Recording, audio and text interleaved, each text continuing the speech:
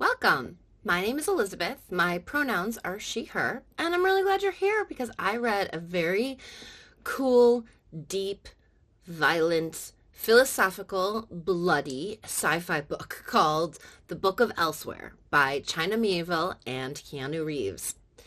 I'm going to start with the concept of this book. The main character in this story is a creation from the mind of Keanu Reeves.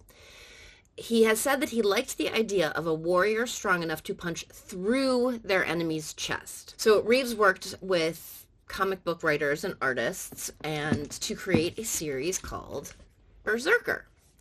The main character is an 80,000-year-old violent and immortal warrior who is looking for answers about himself and seeking mortality. At some point, Reeves must have realized that there was more to the story of B, as he's called in this incarnation of the story, the novel. Apparently, Reeves's dream was to work with China Mieville. But, as the story goes, he knew he could never get such an esteemed author, but when Reeves reached out, Mieville was more than open to the idea, and the two began a collaboration. In many interviews, you can find Mieville describing the collaboration in this way. Reeves invited him to play with his toys. So when I say this book was authored by two people, what I mean is that Reeves created the characters and the world, and Mieville wrote the novel. It's actually quite amazing how well their collaboration worked out. The novel is described as being standalone. You do not need to have any prior knowledge. You do not need to have read the comic books. And I, for one, am very grateful I get to experience this character and this world in one of my favorite forms, the novel. Now, Mieville. I understand why Reeves really wanted to work with him because his use of the English language, along with his ability to paint a picture, stir emotions, are all on levels that just left me in awe. To give you an idea, this is what my copy of the book looks like. Now,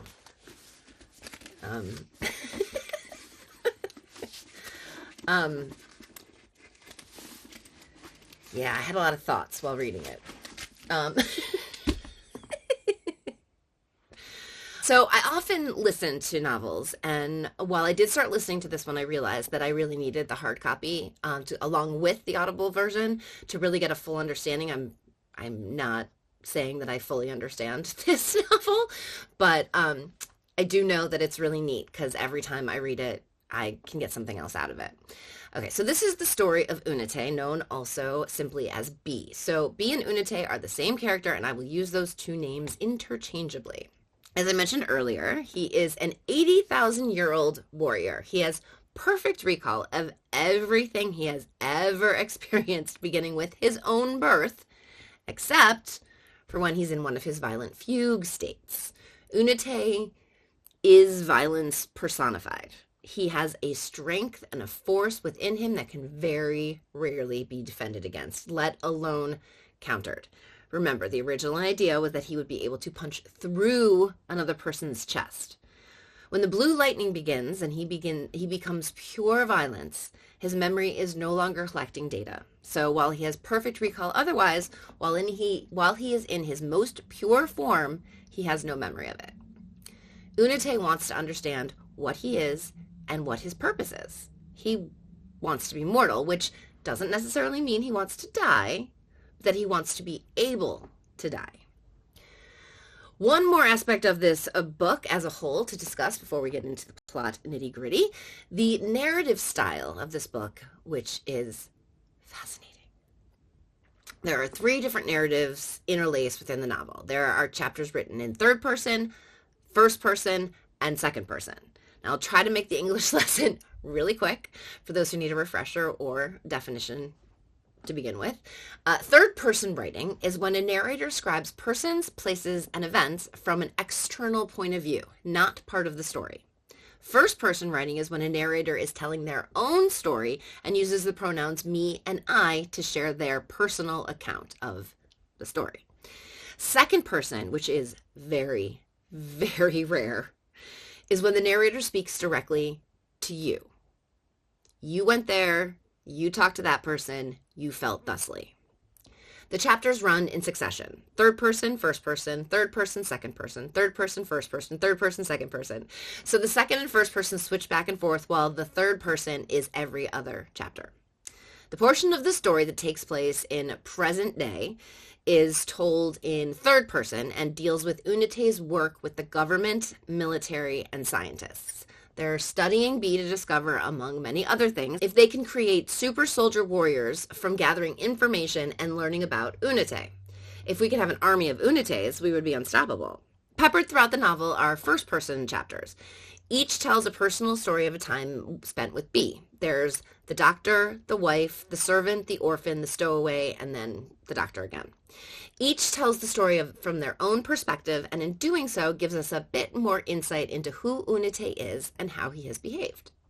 The second-person chapters are the most creative and intriguing part of this novel for me. Remember, second person is when the narrator tells the story directly to you, and in this case, the story is being told directly to Unate. You did this, you went there, you felt that, you experienced this.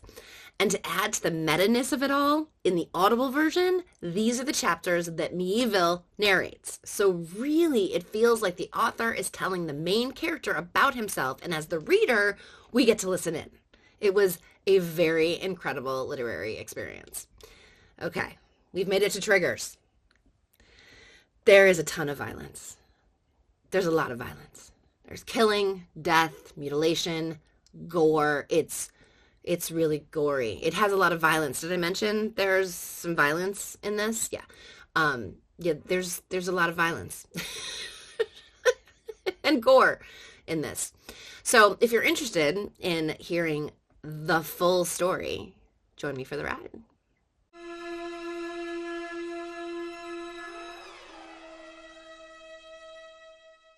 Okay, this book was not like any other I've read. This was my first book by Mieville. I've already started reading a collection of his short stories, and they are so fun and, well, delicious is probably the best word to describe. There's something really yummy about the way he writes. He's known as weird fiction or a new weird writer. Now, new weird is a contemporary literary genre that combines elements of science fiction and fantasy with our everyday world that we can see and touch and behave in. The works are typically set in urban areas and include high levels of realism. Okay, so the book as a whole is fascinated from the construct of the narratives to the different plot devices that tell this extremely intricate story. The discovery of information unfolds slowly and not in any sort of order, as if to mimic the 10,000 years that Unate has searched for answers. The main character is one that brings to mind so many complex and deep philosophical concepts and ideas. There were times I just had to put it down and just think for a while. This description isn't going to be like any others I've posted because this story is its own unique entity. Consider yourself warned. The novel does not tell the story in linear fashion. Instead, it jumps all over the place so that it isn't until you get to the end of the story that you truly understand the whole story. My plan is that I'm going to try to be as chronological in my telling as I can for clarity's sake. All the first-person stories, the wife, the doctor, the stowaway, the servant, the orphan, these all serve to give depth and detail to who Unate has been in the past from a perspective outside of Unate. They're interesting, extremely delightful to read, but they aren't necessary for the plot of the book to be accurately described, with the exception of one, but we'll get to that. So please, pick up a copy, read these chapters along with the rest of the book because the writing is so delicious. The second-person chapters I see as Unate's origin stories, though it's not possible to really know everything that has made Unate who and what he is in this present day, so it's more like we get the highlights. First we see him created, born, guided, set on a path, and then walking the world with violence and death as his constant companions. In short, or as short as I'm able, Unate's origin story, which isn't something you get until you are deep into the book. 80,000 years ago, the tribe that Unate would be born into settled into a fertile, lush, and beautiful land. However, this locale made them vulnerable to other tribes that wanted their land. Before Unate was born, the tribe prayed for a weapon that would protect them from outside forces. The people prayed for something, for anything that could help them hold on to their land and their lives. One night, Unate's mother made a concoction from herbs and effed the lightning. The next day, her belly was swollen with child, and within 2 months, The baby was born. He grew at an alarming rate, and his strength and aptitude for violence became apparent very quickly. It became clear that Unate's people had been sent the weapon they craved. When the blue lightning fills Unate's eyes and he goes into that fugue state, he is a force, a wall of violence and destruction. There is an ecstasy that fills Unate as he heads into those fugue states that makes it hard to fight against. He was made to enjoy it, and he does. It's only after the fugue state dissipates that he becomes conscious of the wreckage that he's left behind. After many years of not dying, it became apparent that he would not die of old age like the rest of his people did. He would discover that it was only when he was destroyed beyond his self-healing capabilities that his remains would reconstitute into a large egg from which he would hatch when nearly done with his recreation. Often his skin would still be growing when he emerged, or his eyelids were still finishing, like he was close. Is it true that he cannot die?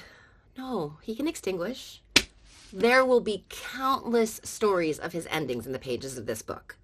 Countless. But he cannot stay dead. He reconstitutes.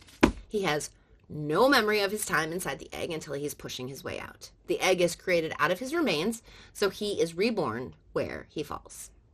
The description of B: large, seemingly white, long dark hair, dark beard, downcast face. So basically, Reeves in comic book form.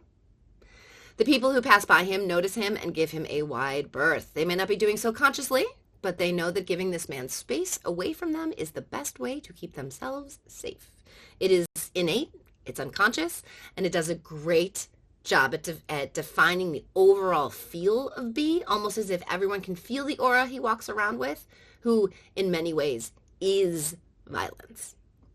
While he's still living with his parents and his original community, he overhears his parents arguing about a feather crown that his mother has made out of the red lightning for him. His Earth father does not allow her to give it to him. He tosses it into a crater. Unate thinks that his mother may have been looking to save him from his own nature, while his Earth father wanted him to fully embrace his violent nature. B reflects that he could have gone into that crater and gotten the crown, but he didn't.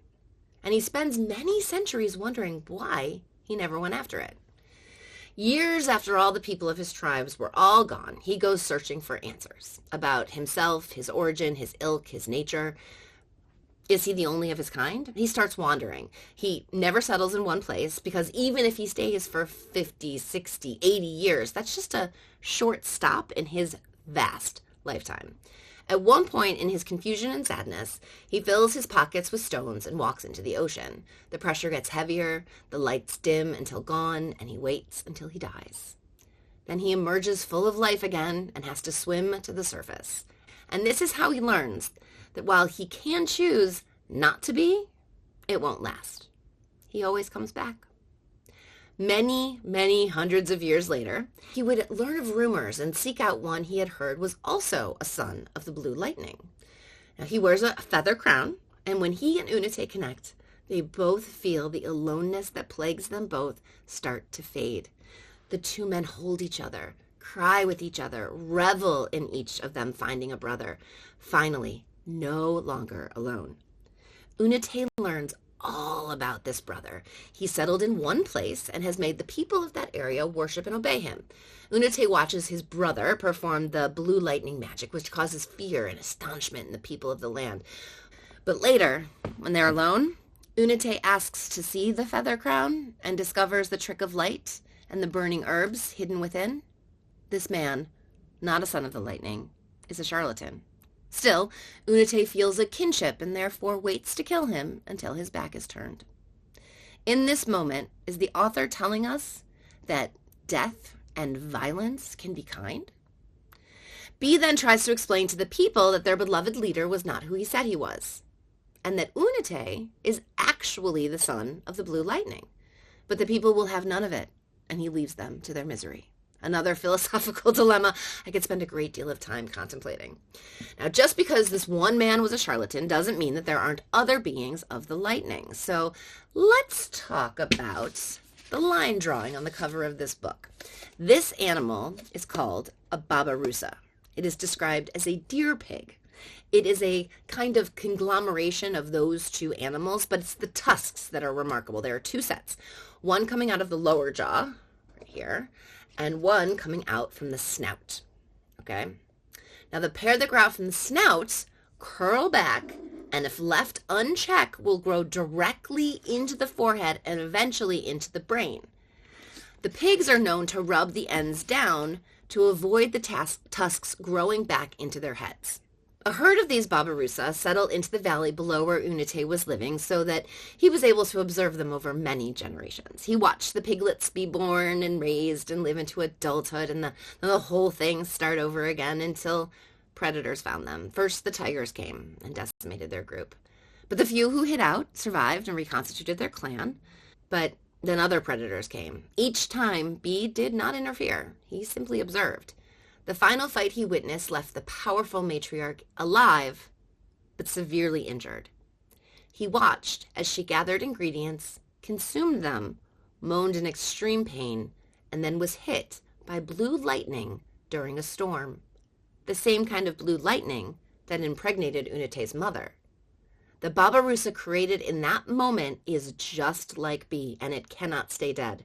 Continually seeks out Unite and tries to kill him. After a long stretch of time, Unite begins to hear rumors of another child of the lightning, this time a sister. Now I'm going to interrupt myself here because, well, Unite interrupts himself here. At this point in the story, Unite procrastinates finding Vane. That's her name, by the way. Vane. He does this by living what you and I would consider an entire lifetime. He takes a lover. They build a home together. They spend decades together in happiness and love. And after a lifetime together, the lover dies. And after years of mourning, Unite takes apart the home that they built one brick at a time. An entire lifetime. And to be, it's just procrastination. I think Mieville is showing us another aspect of being alive for 80,000 years that is so very different from our own existence. Now, back to Unite looking for Vane. He searches for her and eventually locates one of her cult members. Or, well, she locates him, depending on how you look at it. Anyway, the woman explains to B that she can bring him to his sister, the daughter of the lightning, Vane, who will have the answers he craves. But when he arrives into the darkened cave, he isn't so much welcomed as he is shackled. What follows is countless years of endless death. It is horrifying. Vane sees herself as life, and she sees Unite as her opposite, which means that he must be death. What if she can end death? What if she can kill death? Is it even possible? They try every way they can think of, and then some. He's extinguished and reborn over and over and over and over for years upon years upon years. The time between recreations lengthens, and Vane and her people believe that they're making progress. Meanwhile, B is dreaming and wishing that they will be successful, or that his egg will not form, or will at least form somewhere else. He has these dreams and wishes and thoughts until he crawls out of his egg and finds himself alone on a beach, half a world away from Vane. This is the first time his egg reconstitutes in a different place than where his body last fell.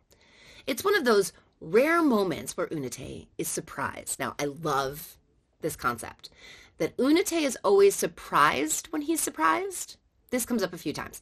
The idea that what surprises Unite is being surprised is a concept I just find fascinating, and it makes me giggle, and I just love it. Eventually, he will make his way back to that dark cave, but when he returns, Vane is nowhere to be found. He does find a mountain of his own remains, but no Vane. And her children are nowhere to be found, and her followers are nowhere to be found. He continues to look for Vane, but in his truest thoughts, he knows he does not really want to find her, and he doesn't. He takes many lifetimes before he stops looking for her, and several more lifetimes to stop looking for the children of Vane and any who might also be a child of the Blue Lightning. Eventually, Unite will come to the conclusion that he is the only of his kind, which is about the time when he's found by Vane. But he won't listen to what she has to say, and his conclusions will remain the same. The government plot, the modern-day story, the present-day story told in third person. Now, I promise I won't be this detailed about the whole book, but I do need to start with the opening line. A room full of violence to come. His opening lines go, this one's pretty damn badass. I'm not going to go so far as to say it's like Call Me Ishmael or The Clock Struck 13, but it's better than most opening lines. And I'd put it at the same level of if this typewriter can't do it, then fuck it, it can't be done. If anyone knows what that's from, let me know. I'll be really impressed. Okay. A room full of violence to come. Right off the bat, we know that this room is calm, but will not stay that way. And that is called anticipation. And then the following lines are descriptions of the mundane that the men in the room are attending to, which just winds up the tension because you've already been told that violence is coming, and that tension is really impressive 5 lines into a story. So the men in the room are soldiers. One is monitoring the room with a device. A large man with long black hair steps into the room and it quiets quickly, but then just as quickly returns to the mundane. Then a man by the name of Olafsson comes into the room and he looks very different on the monitor from the other men. He is somehow shielded. He is crying and he heads towards the large man who stops his forward momentum. Olafsson then lifts his gun and shots ring out from the men in the room, but Olafsson is able to blow himself up before he is completely neutralized. Men die. Men are crippled. Men are injured. The large man's lower jaw is missing and his chest is ripped apart. And it isn't long before we get a description of the soldiers who are now just splatters left over to be wiped up. The large man is questioned by an upper-level military man and reports that included in the bomb was saltpeter, sage, horseshoe nails, and pages of names on paper. The large man removes a name from his chest cavity, and the military man tries not to focus on the innards of the man that seem to be repairing themselves. And for those of you who are fans of his, this is the portion of the book that Reeves narrates himself. This is the only part that he narrates, the prologue. Okay, so but after the prologue, we begin with the doctor's story. Now, one of the first ideas that Mieville shared with Reeves was the idea that B had met with Dr. Sigmund Freud. Reeves reportedly loved the idea and the collaboration was off and running. In the opening chapter, we get B's main motivation in this story. He wants to know what he is because his nature is so different from the people around him. He wants to know what his purpose is. Why does he even exist? He wants to be able to define himself. And who better to work on that with than Dr. Freud? You can't tell me that's not a super cool concept. Some character names that you're going to need as we go through this plot. Caldwell and Diana are scientists. Caldwell was an archaeologist whose specialties changed when he became involved in the Unite project. Diana is technically above Caldwell in rank and thinks of herself as the only Uniteologist. She has 3 PhDs. She is very smart, and I think that she is Unite's favorite person in the world's current incarnation. Then there's Keever. Keever is a military man. He works very closely with B. He calls him son, and he smokes cigars. So anytime that Unite smells a cigar or sees a cigar being lit, we know it's Keever. We also have Dr. Schur, who is the therapist assigned to the Unite unit to oversee the well-being of the people involved in the project. She's like the on-call therapist. There are other characters, but I will introduce them as they appear in the narrative. Okay. The first interaction between B and Keever takes place after a violent interaction, a place where B has been in his fugue state. The military unit that works with him is top secret, so the area has been swept and locked down, but B has gone anyway. Keever, the military man, finds B and reminds him he's not supposed to be there. In this scene, we're shown that Keever is trying to control B. He even says, "I'm here to wag my finger at you." But B explains that no one can make him do something he doesn't want to do, so the fact that he does what they want is more of an alignment of goals and not really B obeying anyone. The balance of their power is tenuous at best. Keever's trying to get B to leave the space when he gets a message that a signal is coming from inside, a sign of life. Keever tells B he knows he saw a soldier by the name of Thaka die, but right now they're getting life signs from Keever's monitors.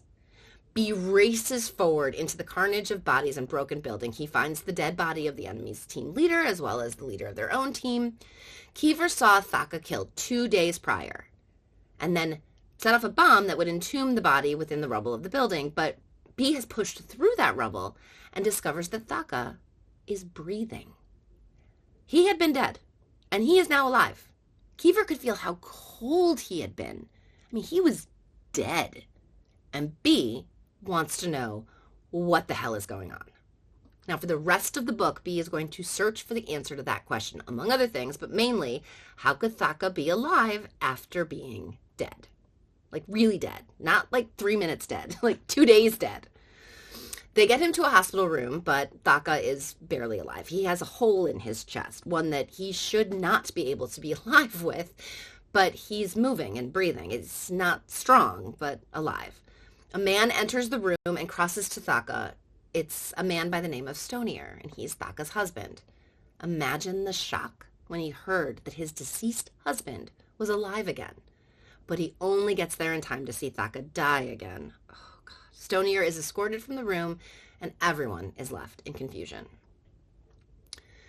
Next, we get to see an interaction between Dr. Scheer and Stonier. Dr. Scheer, like I said before, is the psychologist that for the Unite Project has hired to help with the trauma that is caused by working with a warrior who has violent fugue states. Stonier and Thaka had met on a mission and fallen in love, and then they were married. Dr. Scheer talks to Stonier about the token that Thaka used to carry around that Stonier now has. It's a puzzle piece. Stonier says that one day he handed that piece to Thaka. Thaka kissed it, put it in his pocket, saying he will keep it with him at all times to remind him of just how precious Stonier is to him. It's very sweet. Then Dr. Scheer suggests different group therapy session options. She explains that she knows much of it is silly and it may seem stupid, but that somehow it does help, and Stonier considers it. One of the suggested groups is called the Life Project. You might want to remember that. Next, we meet Diana in more detail. She works directly with B, and like I said before, I believe she's his favorite person in this current world's incarnation. He seems to truly care about her, and she for him, but in an unbalanced and sort of terrifying way. He trusts her, he allows her to question him, and he doesn't begrudge her answers due to her ignorance on a subject.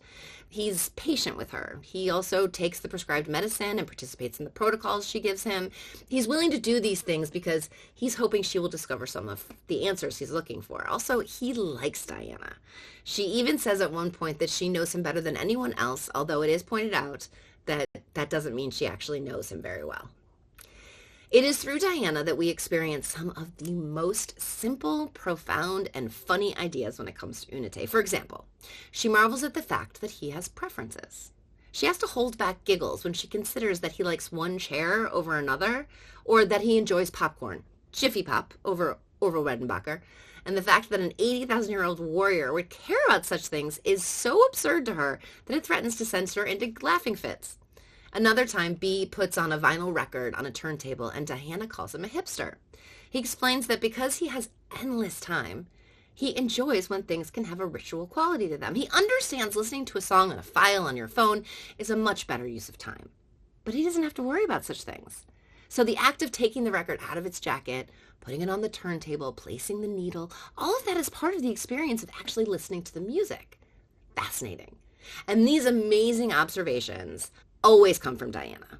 It's through a conversation with Diana that we learn Unite once acted on stage for Beckett. What? He was in a play by Samuel Beckett? Is this a reference to the fact that Reeves just wrapped up his Broadway premiere in Waiting for Godot, Beckett's most famous work? After finding Thaka, Unite leaves the base, drives a great distance, finds an abandoned building, finds a spot within, and sits down. He does not move for days. Not until he hears it coming. Caldwell, Diana, and Keever discuss how B goes missing often, but it's pointed out that this time is longer stretch than typical. They discuss how they might be able to find him, even though they know that if he doesn't want to be found, he won't be found, which is about the time when he returns. He returns with a broken corpse of an unrecognizable animal. He calls it a Babarusa. V tells them the story of the herd of the Babarusa and the creation of this, the blue lightning, Babarusa. The corpse that B has returned with is that very animal. And as he is finishing his story, Diana realizes what he is saying. She races down to where the corpse was put, and there it is, an egg, forming from the remains of the creature, just like B's. Unite is not the only of his ilk. He may be the only that is of his particular incarnation, but other beings of the lightning do exist. And there is a question I could spend some time on. What is that lightning? Who exactly, what exactly is it? Unate's sky father. Is it alien? Is it the power of the earth? Is it some kind of god? Is it the power of nature? The possibilities are vast on this idea of what the lightning sky father true nature is. Unate had seen that there were Babarusa tracks leaving where Thaka lived and died again. What does that have to do with what happened to Thaka? Does it have anything to do with it? The Babarusa and Bee both walk this planet, yet it is always a surprise to Bee when the deer pig shows up. When the egg of the Babarusa begins to shake with the beginning stages of birth, Bee yells that everyone needs to get out. He's left with just Keever, and Bee admits that he tried to end the Babarusa. He tried to make it so that it would not come back. He knew it wouldn't work. Nothing he tries works, but he did try. He decimated its head, hoping it wouldn't be able to come back from that, but it did. And when it emerges, skinless, eyelidless, it has only one goal in mind: to get to and kill Bee. Unate explains that the Babarusa will go after Bee until it has tired himself out, and then when it wakes, if Unate is still there, it will continue its efforts. Bee leaves the pig with the scientists, and they begin their copious experiments on the creature. More on that to come. Meanwhile, Stonier goes to a meeting with the Life Project, and we discover that it is actually helping him. He meets with Shure and tells her that he has lost the token of Thaka's, the puzzle piece, and that he knows a therapist would put all kinds of significance into that loss, but he just thinks it got misplaced. Stonier continues to attend the Life Project meetings, and from what we are shown, it is a kind of group therapy where each person has lost someone and is therefore really angry with death. You could almost call it an anti-death club, the Life Project. The leader of the project is Alam. We hear about him, but we do not meet him until later. Diana then goes to see the pig and finds that Caldwell has been doing experiments on it, trying to determine what it is that allows it to return to a living state. But the deer pig is not giving up any answers. Caldwell wants to know what wakes it up, what gives it life, what makes it go from dead inanimate to living again. It turns out that Caldwell has a collection of Unate scraps. His team has searched for, located, and collected many small pieces of Unate's deceased bodies, parts that were not reabsorbed into the new incarnation of his body. One piece is described as looking like a raisin when it got to Caldwell, but he did some work on it, put some moisture into it, and discovered it was an eye. He laments that he has 3 left hands and no right hands, only 1 eye but 4 ears, and he's especially proud of the penis. But nothing Caldwell does to this conglomerate of leftovers will bring it back to a state of animation. But having the deer pig to experiment with gives Caldwell a great deal of hope that he will have a breakthrough. The most recently collected cast-off piece is a white sliver no bigger than a thumbnail. Calcified bit of flesh, hard and sharp, and the stories that accompany this bit of Unate are intense. The rumors that it was found in a cave that used to contain rivers and mountains of Unate remains. This cast-off was clearly found in a cave of Vane where Unate was murdered over and over and over for centuries. And Caldwell thinks there might be something extra special about this one. But where does it go? What is it? Then he begins to consider that it might not be so much a piece of the whole, but a tool needed by the whole. Later, Diana is in her home when the air around her shifts and she no longer feels alone. She thinks she feels movement around her, but she isn't sure, until a scratch across her cheek begins to bleed. She calls Bee, who comes right over. He first wants to be sure she's okay, then he starts investigating and admits that it reminds him of something he came into contact while on a ship many years ago. And this brings us to the first-person story I alluded to earlier. This is The Stowaway, the story of a young boy who plans to stow away with his friend to go to the New World. The plan is that they'd board the ship and hide, and then appear to the captain after a few days has passed, so that it would not be in the best interest of the ship to turn around and take them back to Europe. Then they would throw themselves on the mercy of the captain, and while they would have to work for their food, they would make it to the New World. But before the ship could leave the dock, the friend of our stowaway is found, beaten, and thrown off the ship. Our stowaway is terrified and hides only to discover that they are mid-ocean by the time he gets the courage to try to escape.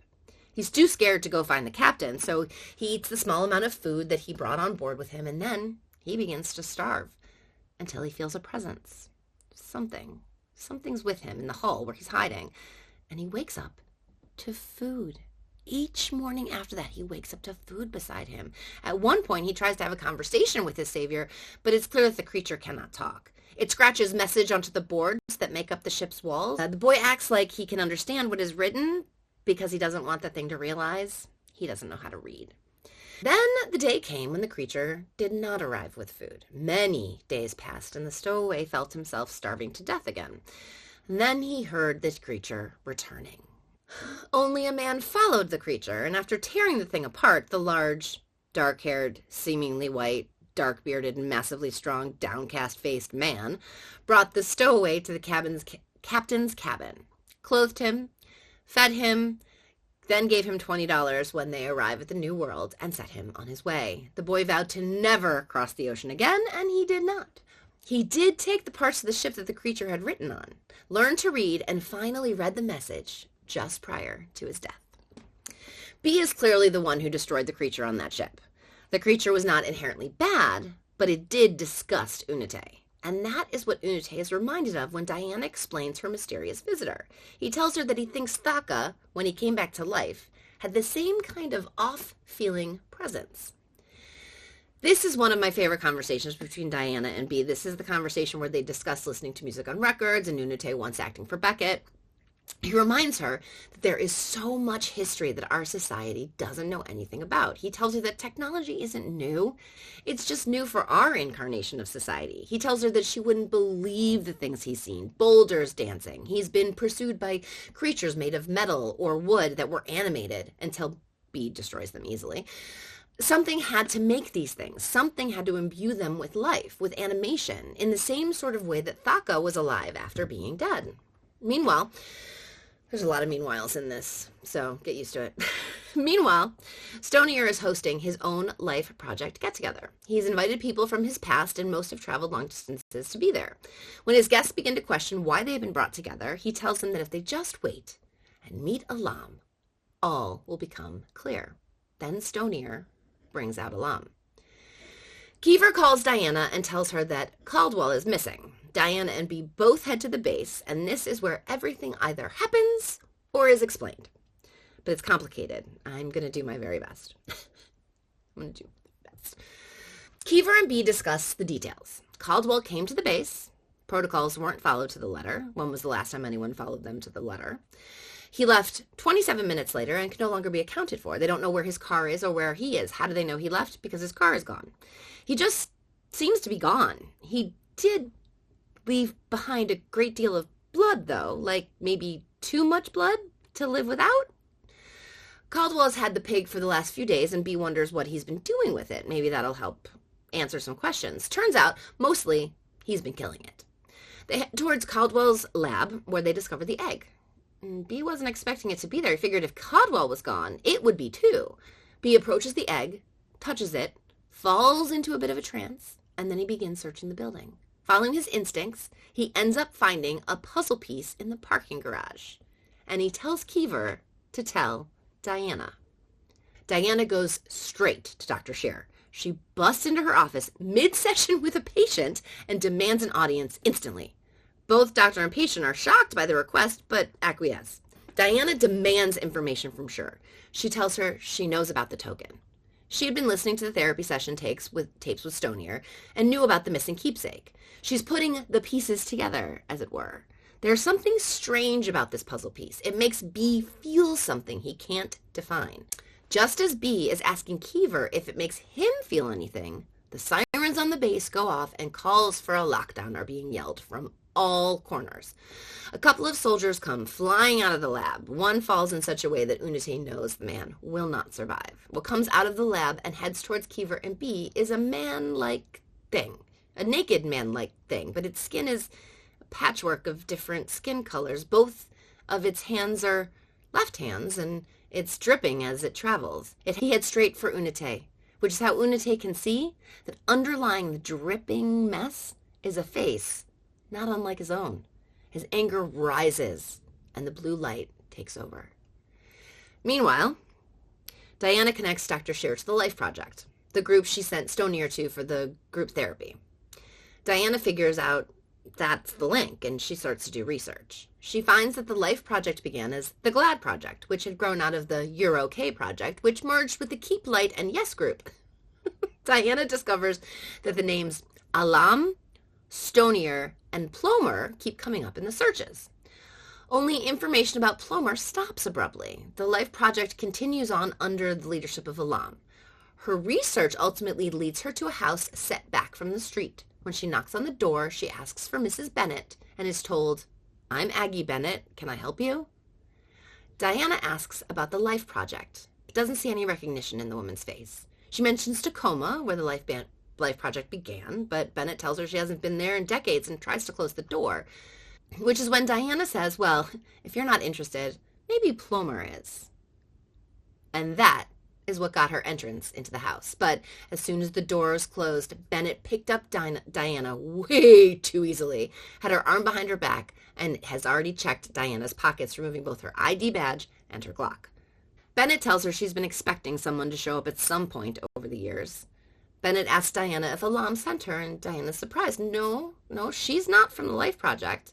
Diana explains that she did a search and discovered that 10 days after Plomer went dark, someone by the name of Bennett began searching and researching the same kind of things that Plomer had been looking into. It really wasn't a hard connection to make, and she had access to all of the information because she works for the government. Bennett agrees to talk to her, and after Diana explains that a colleague of hers went missing and she thinks it's linked to the Life Project, Bennett asks Diana if she knows about the agenda of the Life Project. And all Diana can say is that they clearly hate death, and that somehow they were able to get people to do things that otherwise they would not, or in most cases could not, do. And then Diana stops talking and just listens. Anytime there's a break in Bennett's soliloquy, Diana waits patiently, knowing that Bennett wants to tell her story. The Life Project is about real life, and there are people who have techniques that could change the relationship we have with the living, to make it as long and fruitful and creative and exciting as possible. Their goal was to find a way of maximizing life, to oppose death. Bennett admits that she knows they couldn't end death. All people die. But couldn't the relationship with death improve? Death is always the same, but the pathway to death, couldn't that be improved? And if fighting against death is the goal, then does that mean everything else falls away as less important? Diana wonders why Bennett is no longer with the Life Project, which is when we learn about her relationship with Alam.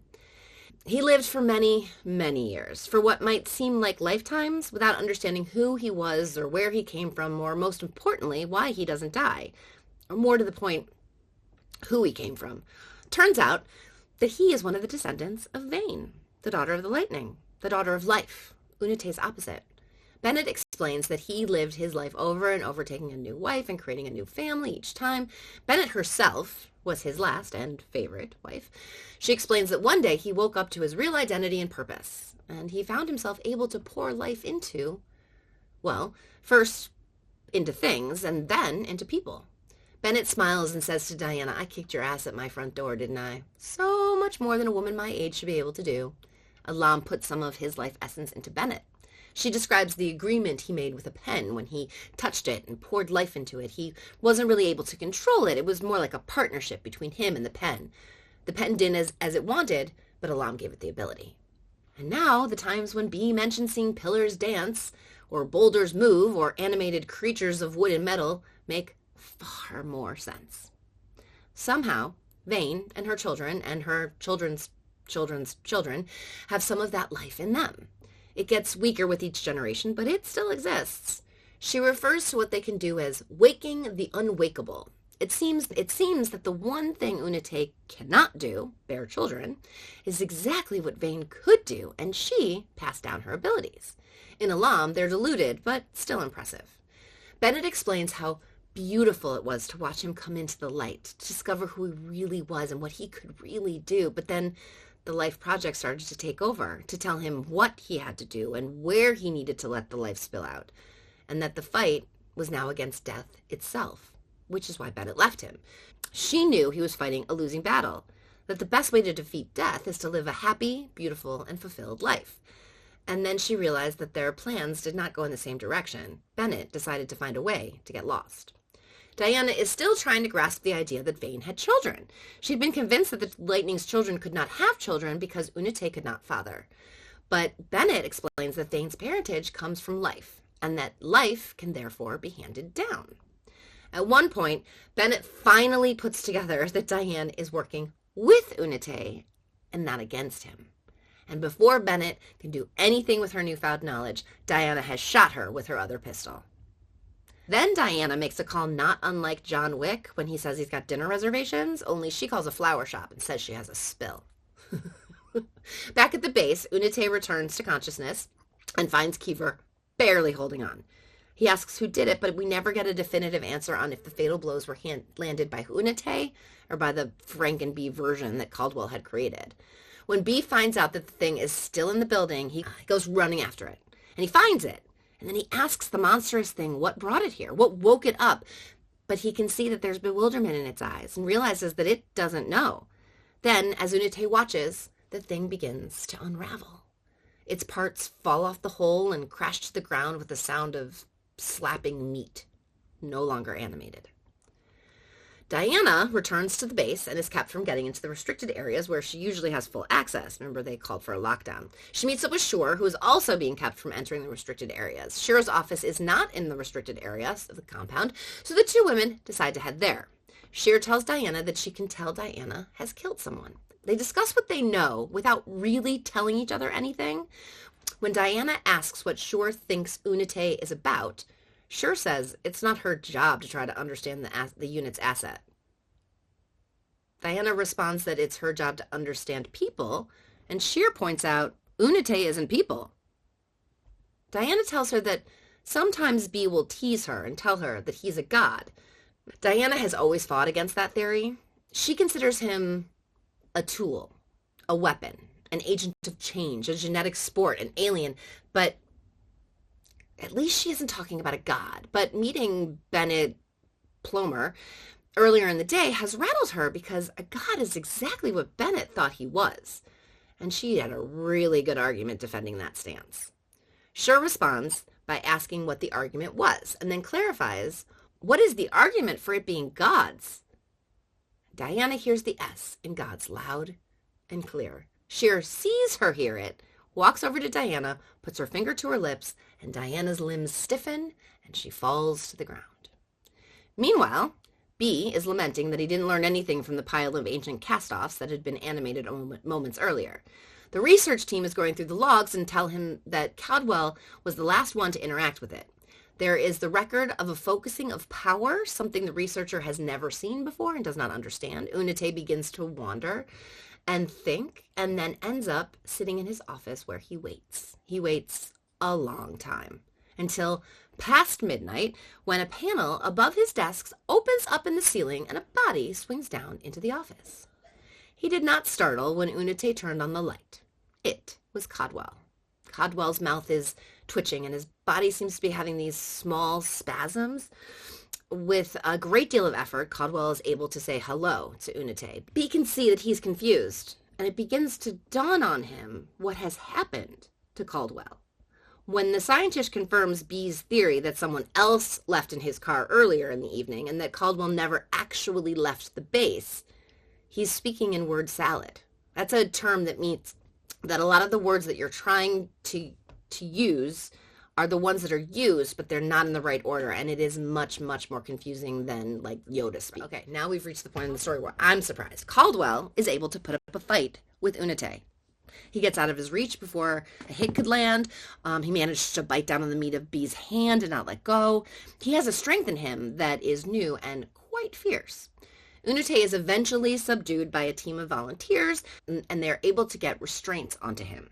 He can tell the restraints are improved, but he'll get out of them. He explains to the room full of men that he isn't going to fight them. He wants to make a deal. Whoever it was that brought Caldwell back, Unite wants to know who it was, and he wants to meet with him immediately. He will allow them to do whatever they want with him, if they take him to the person who brought Caldwell back first. B doesn't tell the people in the room that he can sense that there is someone related to his old nemesis Vane in very close proximity. Alam introduces himself to Unite. Unite tells him that he knew his mother, or his great, many times over, great-grandmother. B explains that the egg tooth, the sliver of keratin he found for Codwell, was what the Frankenbee needed to come to life. That, and Alam. The egg tooth was something Unite needed to push his way out of the egg, a tool, just as Codwell had thought. It was the way that Alam was able to pour life into the Frankenbee. It was the catalyst needed. Unite explains that he knows why Alam is here and why they have brought him to Unite. He knows that they want to destroy him. Unite tells Alam that he will allow him to do whatever he wants to once he brings one person back. And of course that person is Keever. So they go to the morgue to get Keever. A soldier leaves to make sure that the feeds and recordings are all turned off and returns saying that there was a complication. The complication walks in. It's Shearer with Diana tied up, bound, and gagged in a wheelchair. Now the scene that follows is really neat and interesting and fascinating. It's all about power, okay? Everyone in that room seems to think that they're the ones with the power. And so there's this struggle. There's threats and expressions of power. Everyone thinks they have the power. Alam has what Unite wants. Sheer can kill Diana. Unite is the strongest and can overcome whatever they throw at him. It's a really, really, really neat dynamic and a moment that I think would work really, really well on film. Like, it would be very cool to see this scene visually. Finally, they all agree that Alam needs to bring Keever back so that Unite will allow him to do whatever it is he thinks he can do to Unite. So Alam brings Keever back by pouring life into him. By doing to him what he has done to Codwell and to that puzzle piece, he gives life over to something that is no longer or not supposed to be alive. And Keever lives. He also speaks some word salad for a little while, but it doesn't last too long. Then it's time to go to work on B. Alam tells him that he will be giving him life. So much life. And he does. And it is painful, but Unite does not die. Alam keeps at it, but B doesn't extinguish. Diana, meanwhile, has been trying to get the gag out of her mouth and is finally able to shout, "You aren't each other's opposite. Alam's lightning is blue too. He can't kill you." And it begins to come clear to everyone in the room that the idea that these two beings could somehow cancel each other out, that life would kill death, was a faulty idea from the beginning. Vane and Unite are fathered by the same lightning. They are of the same ilk. They are both the opposite of entropy. They are both agents of change, and they cannot cancel each other out. Unite tries to explain to Alam what all this means, but he can't deal with it. The truth is too much for him, and he turns his own powers against himself. Everyone in the room is confused that the powers could kill Alam, but not Unite. And Unite explains that he is pure, and Alam had been deluded for many, many generations. Unite then knows for sure that Vane is still alive. She is still out there, because if he cannot die, neither can she. Later, B finds the Babaroosa's egg and waits for it to hatch. When it does, he doesn't let the pig attack him. Instead, he embraces his pig brother. He does so until the deer pig stops attacking and slowly walks away. B watches it go until it is no longer a speck on the horizon. Sometime later, Unite sits in the living room of a young woman petting her cat. She comes in and is not surprised to see him. The two discuss her mother, his memories of her, and her grandmother and his memories of her. And the young woman is not at all fearful of the large man. He tells her that he no longer needs her assistance in keeping and updating the book for him, that he now understands why sometimes he reforms in new places. It is just that his egg tooth needs to reform so that he'll be able to break out of the egg. And it is only after he loses it that he will form elsewhere.